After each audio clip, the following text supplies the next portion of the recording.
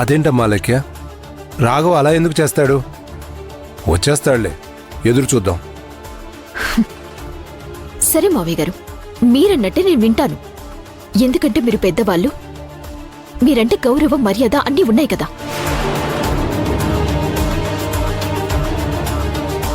కాబట్టి నేను ఇప్పటికైనా ఆయన కోసం ఎదురు చూస్తూనే ఉంటాను.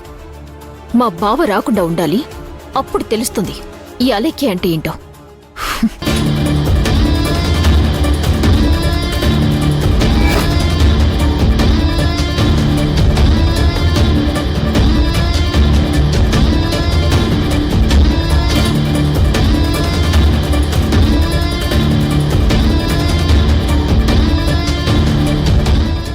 లేదు నాన్న, అన్నయ్య ఖచ్చితంగా సుహాసిని తీసుకుని ఎక్కడికో వెళ్ళుంటాడు.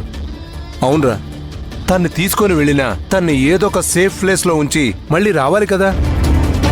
ఇప్పుడు చూడు అలేఖ్య ఎంత గొడవ చేస్తుందో.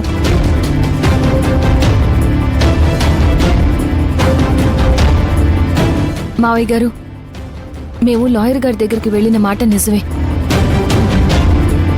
పైగా బావగారు బయట ఉన్నారు, మేము లోపలున్నాం. మేం బయటకు వచ్చేసరికి మేము లాయర్తో మాట్లాడిన మాటలు విన్నారో ఏమో తెలీదు, కానీ అక్కడి నుంచి అయితే తను వెళ్ళిపోయారు. అన్నయ్య ఎక్కడికి వెళ్ళుంటాడని గెస్ చేసి మేము ఆ లొకేషన్కి వెళ్ళాం నాన్న. కానీ అక్కడ అన్నయ్య కనపడలేదు. అప్పటికే వదిన ఓ కారులో వెళ్ళిపోయింది అన్నారు. అంటే సుహాసిని అన్నయ్య తీసుకెళ్ళుంటాడనేది నా ఆలోచన. అదే మేము అనుకుంటున్నాం.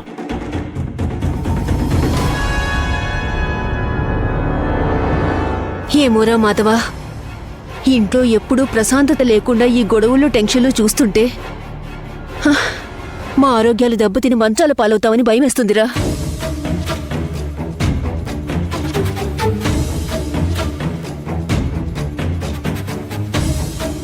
సుహాసిని ఆరోగ్యం బాగలేదు కదమ్మా.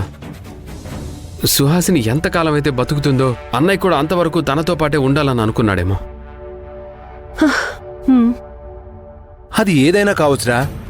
విషయం అయితే మన ఇంటి వరకు చేరాలి కదా, ఇంట్లో చెప్పాలి కదా.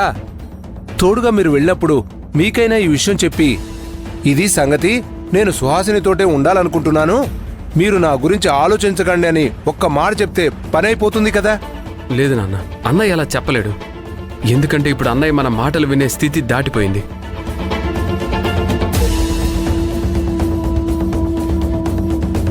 నిజంగా సుహాసిని ఉన్న పరిస్థితి చూసినా, అక్కడ వాతావరణం చూసినా మన గుండె తరుక్కుపోతుంది. సో ఖచ్చితంగా సుహాసిని పాపని ఆ ఏరియా నుంచి అన్నయ్య తీసుకెళ్ళిపోయి ఉంటాడు.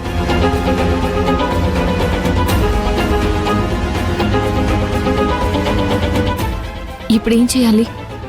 ఏదైతే జరగకూడదని ఇన్ని రోజులు మనం కష్టాలు పడ్డామో అది ఇప్పుడు జరిగిపోయింది. ఇప్పుడు అలేఖ్యకి ఏం సమాధానం చెప్పాలి?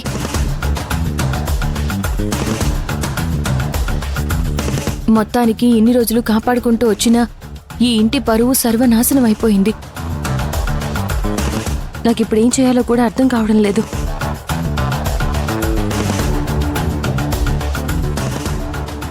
నానా, మీరు పెద్దవారు కదా, మీరే వెళ్ళి అలేఖ్యకి ఇది పరిస్థితి అని చెప్పి చూస్తే కనీసం తను సానుభూతితోనన్నా ఆలోచిస్తుందేమో.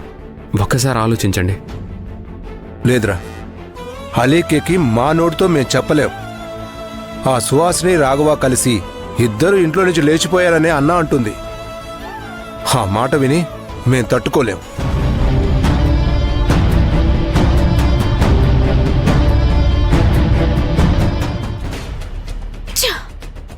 మాధవ భూమి కలిసి నాటకమాడుతున్నారు. నా భర్తని వాళ్ల వెంట తీసుకెళ్ళినప్పుడు తిరిగి మళ్ళీ వాళ్లతో పాటు తీసుకురావాలి కదా. అలా కాకుండా మాకంటే ముందే వచ్చాడా, ఇంకా రాలేదా? అబ్బబ్బబ్బబ్బబ్బా, ఏం నాటకాలాడుతున్నారు. మీ నాటకాలన్నీ నాకు తెలుసు. ప్రియా చెప్పినట్టు మీరందరూ కలిసి ఆ లాయర్ దగ్గరికి వెళ్లారు. లాయర్ దగ్గరికి వెళ్ళాకే నా భర్తకి సుహాసిని మీద మళ్ళీ మనసు మళ్ళీ ఆమెని వెతకడం కోసం వెళ్ళుంటాడు. కాని నేను మీకంటే డబల్ గేమ్ ఆడతాను. మిమ్మల్ని ఈ విషయం మీద రాజ్ రంపను పెడతాను. చూస్తూ ఉండండి. భూమి, మాధవ్, అత్తయ్య, మావయ్య, ఏమైందా లేఖ్య? ఎందుకు మళ్ళీ అలా అరుస్తున్నావు? అరవటం కనపడుతుంది కానీ నా బాధ తెలియట్లేదా మీకు?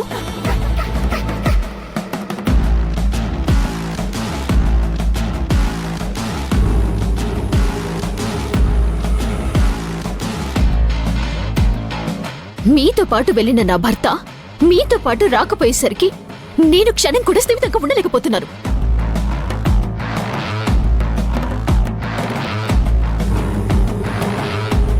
ఇప్పటి వరకు కూడా నా భర్త ఇంటికి రాలేదు. అసలు ఎక్కడికి వెళ్ళాడు, ఏమైపోయాడు? అదేంటమ్మా లేఖ్య, ఇంతకు ముందే కదా వాడు వచ్చేస్తాడులే, మనం ఎదురు చూద్దాంలే అని అనుకున్నాం కదా. అసలు ఎదురు చూడాల్సినటువంటి కర్మ నాకేంటి మావయ్య? ఎలాగైతే నా భర్తను తీసుకువెళ్లారో తిరిగి మళ్ళీ అలాగే తీసుకుని రావాలి కదా.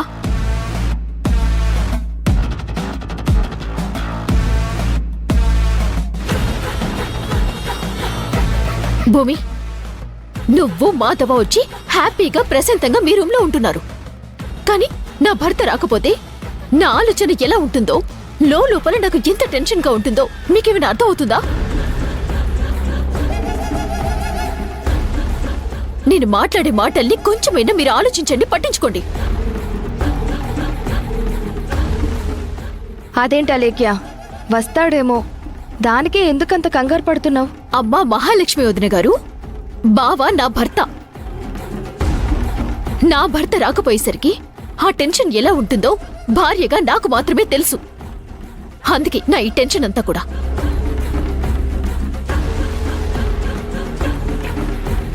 మీరు మీ రూమ్లలో హ్యాపీగా, సంతోషంగా, ప్రశాంతంగా నిద్రపోతూ ఉంటారు. కానీ నా పరిస్థితి అలా కాదే.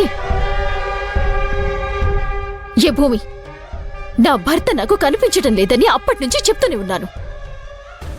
మీ అందరికీ ఒకటి చెప్తున్నాను, ఇంకో 24 గంటల్లో ఆయన ఇంటికి రావాలి. మీరందరూ ఏం చేస్తారో, ఎలా వెతుకుతారో నాకు తెలీదు. కానీ 24 గంటల్లో ఆయన కనుక రాకపోతే... ఎందుకమ్మా లేఖ్య అనవసరంగా గొడవ పడతావు? 24 గంటల్లో రాకపోతే అప్పుడు ఆలోచిద్దాంలే.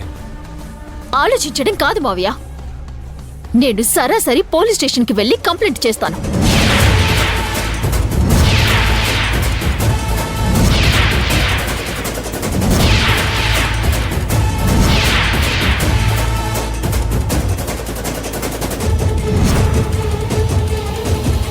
అలేఖ్య,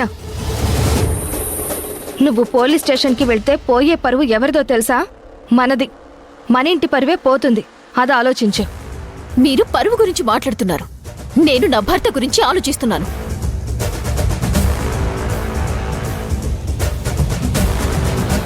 పరువు పోతుందని మీరనుకుంటున్నారు, పోయిన నా భర్త దొరుకుతాడేమో అని నేను ఆలోచిస్తున్నాను.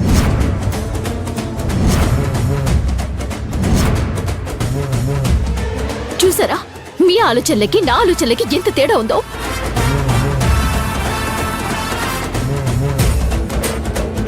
వినండి, నేనంటూ పోలీస్ స్టేషన్కి వెళ్తే బావ కూడా నన్ను ఎలా హింసించాడో, నడి రోడ్డుపై నన్ను ఎలా వదిలేసి వెళ్ళిపోయాడో, ఈ అన్ని విషయాలు చెప్పాల్సి ఉంటుంది.